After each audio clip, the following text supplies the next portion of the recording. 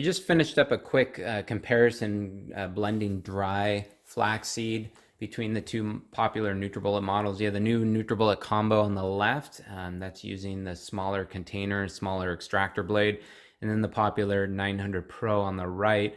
And you saw that the grinding flaxseed was pretty similar between the two models. Again, the Nutribullet combo says not to do dry ingredients. I just wanted to test it out for curiosity.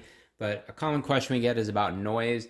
The Nutribullet 900 is pretty loud, and it does run pretty loud with a 900 watt motor. The Nutribullet combo on the left is a little more powerful, and so we wanted to test out the noise. First, we're going to do this.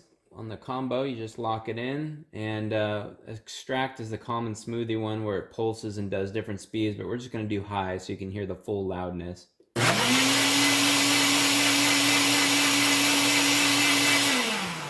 So you can see it's pretty loud. Let's do this one.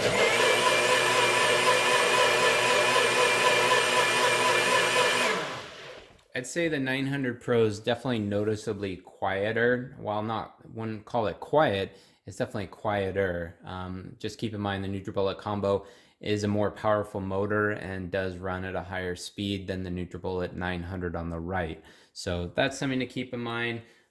Overall, blending wise, I thought the Nutribullet combo did pretty well compared to the 900 on an off-camera blending test that I did, but I prefer the blade and the use of the Nutribullet 900 when it came to just doing single serve smoothies. I felt like the consistency was just slightly better, but overall the Nutribullet combo did pretty well.